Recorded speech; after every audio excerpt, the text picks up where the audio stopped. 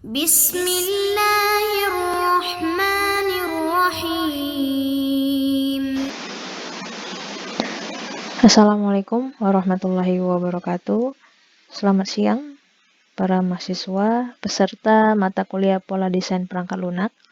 Kita masuk ke minggu ke-9. Saya ucapkan selamat kepada teman-teman yang tergerak hatinya untuk menonton video ini.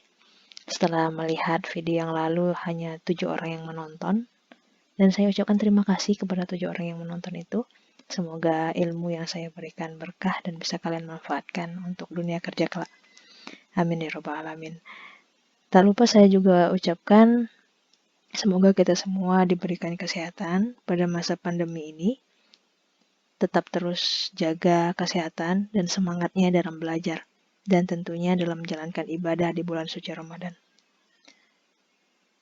Oke, baik. Kita masuk ke materi selanjutnya. Mengenai pola struktural. Pola struktural hari ini hanya satu materi saja yang akan saya berikan. Awalnya rencana 2. Tapi mungkin video yang dibuat akan kepanjangan, kalian juga nanti tidak bisa mengerjakan dengan baik, pemahamannya juga tidak cukup memadai, jadi saya putuskan hanya satu materi, singkat, simple, sederhana. Saya harap ini bisa kalian mudah pahami dan kalian kerjakan tugas praktikumnya nanti. Saya janji simple banget. Dibandingin yang kemarin adapter, ini jauh lebih simple. Oke, tapi yang jelas saya harapkan dan saya doakan juga kalian dapat memahami materi ini. Oke, bismillah kita mulai.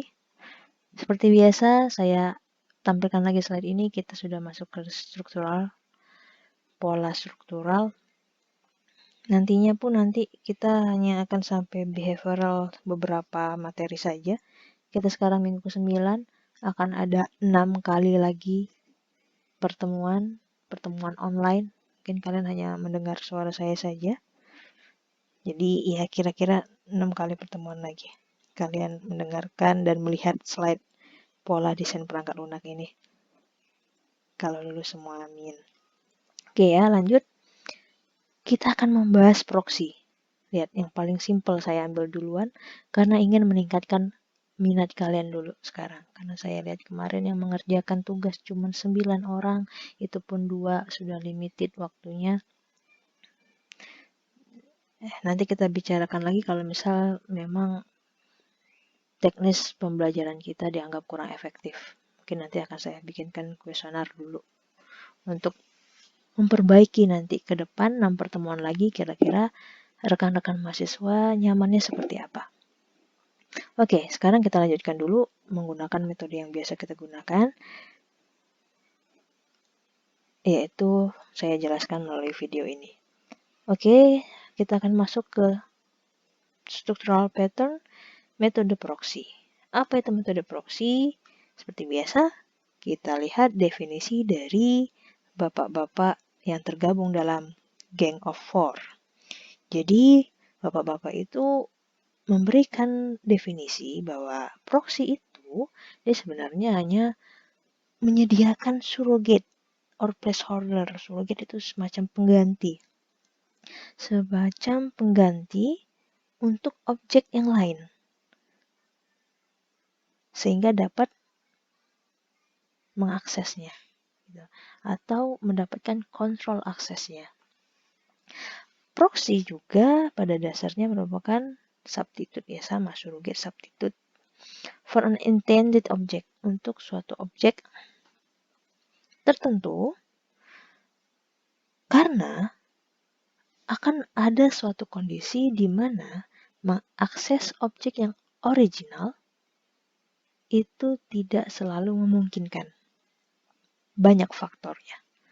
Misalnya faktor keamanan, atau lagi faktor performance. Jika suatu objek dinilai terlalu berat untuk diakses, semuanya mengakses ke objek tersebut nanti akan berat. Jadi, setiap klien yang ingin mengakses diberikan proxy misalnya. Itu alasan yang wajar. Oke, sekarang kita kasih contoh di dunia nyata. Agar kalian bisa lebih membayangkan kira-kira seperti apa sih tipe proxy itu metode proxy itu. Ya, misalnya di sebuah ruang kelas, ini contohnya di luar negeri ya, ketika seorang murid absen, tidak masuk kelas, teman baiknya akan mencoba menirukan suaranya ketika absen dipanggil satu-satu ke depan. Kalau kita sih ketahuan banget ya. Tapi paling titip absen gitu kalau sekarang kan. Ya, teman baiknya titip absen gitu. Saya nggak bisa juga sih tapi NF ya karena udah dipanggil satu-satu dan otomatis dipanggil oleh dosennya. Tapi kalau misalnya absensinya masih manual, tanda tangan, itu make sense banget contoh ini. Tapi intinya itu, ada pemeran pengganti gitu. Oke, itu yang kalian bayangkan dari awal. Itu tipenya proxy. Main fokus yang ingin kita sampaikan. Bahwa proxy itu gini loh, ada pemeran pengganti untuk mengerjakan suatu tugas yang harusnya dikerjakan oleh objek lain. Oke. Kita masuk ke contoh pada dunia pengkomputeran, dunia IT lah spesifiknya. Lihat, to create multiple instance of a complex object, sudah saya jelaskan tadi, itu kalau objeknya berat, kita harus akses, itu costly, mahal. Bisa dari sisi resource-nya, time-nya gitu kan. Semakin banyak waktu yang dibutuhkan untuk mengakses, berarti semakin tambah cost. Gitu. Jadi, kamu bisa membuat multiple proxy untuk setiap objek. Untuk menunjuk objek yang original. Ini bisa menyimpan atau menghemat memori pada sistem atau aplikasi kalian. Nah, contohnya di ATM. ATM itu walaupun sebesar itu, tapi memorinya sedikit. Kapasitas memori yang ada di ATM itu tidak banyak. Jadi dia akan memerlukan objek proxy untuk menyimpan informasi bank yang ada di remote server. Gitu, kira-kira seperti itu ya contohnya. Oke, seperti biasa, contohnya apalagi? Ada contohnya Java RMI. Java Remote Machine Invocation apa ya? RMI. Jadi Java RMI itu dia mengimplementasikan metode proxy.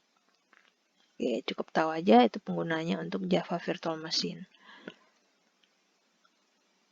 Oke, sekarang kita masuk ke tipe-tipe proxy. Sebenarnya ini dilihat dari tujuan dari proxy itu dibuat gitu. Tapi sebenarnya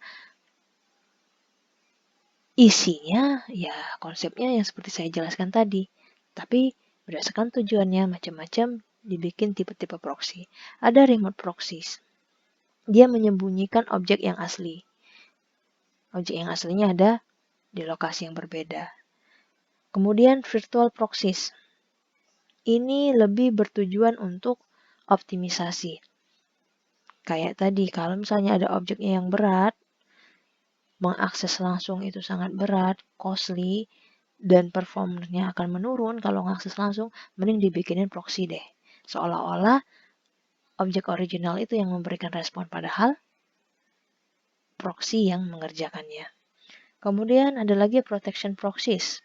Protection berarti aspek perlindungan. Dia ingin menjaga hak akses. Ada proxy misalnya di dunia perbankan saja. Walaupun dia bekerja sama dengan semua pihak, itu bukan berarti data yang diberikan itu langsung bisa diakses. Akan disediakan, pasti ada kebijakan untuk menyediakan proxy di antara si third party atau rekanannya dengan bank. Pasti seperti itu. Itu tujuannya protection proxies. Ada lagi namanya smart reference. Smart reference ini dia proxy-nya bertujuan untuk mengerjakan hal-hal yang bersifat pembenahan gitu. Bersifat pelengkap. Ini bukan tujuan utama dari objek itu. Misal contoh ada dibuatkan proxy untuk menghitung ini kelas ini sebenarnya berapa banyak reference ke kelas ini gitu.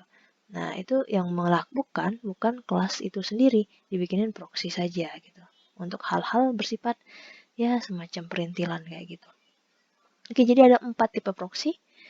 Jadi hanya membedakannya berdasarkan tujuannya, tapi isinya, konsepnya tetap sama. Oke, simpel kan? Sekarang silakan let's practice. Kerjakan, saya janji praktikum ini sangat simpel sekali dan agar kalian terbiasa melihat coding dan menyukainya, saya harap. Oke, jadi ilustrasinya nanti akan ada 4 kelas saja, lihat kan, simpel banget. 4 kelas saja. Ini kelas kliennya. Kelas klien itu yang ada main ya. Kemudian ada kelas subjek. Kelas subjek ini yang ingin dituju oleh third party misalnya. Oke. Ya, third party yang ingin mengaksesnya itu adalah concrete subjek. Berarti yang mengakses langsung. Dia mengextend, mengoverride fungsinya do some work. Ya, do some work. Kan sama kan? Concrete subjek ini mengakses subjek.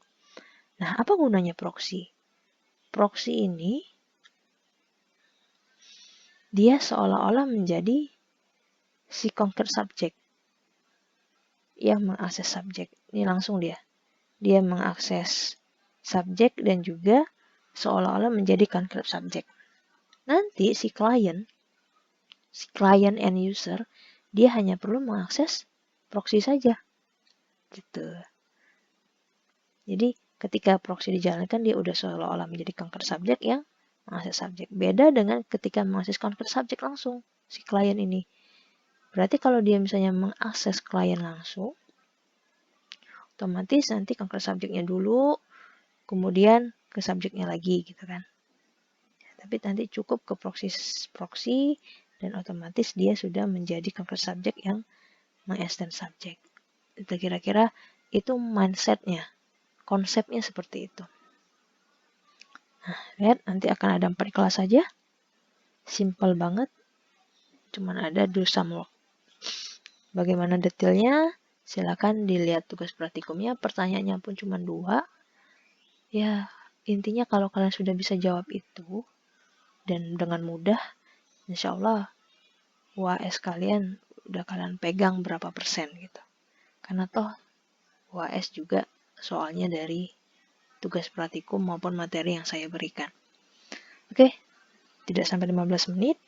Alhamdulillah, saya harap kalian tetap termotivasi untuk belajar di rumah. Saya akhiri, billahi taufiq wal hidayah. Wassalamualaikum warahmatullahi wabarakatuh.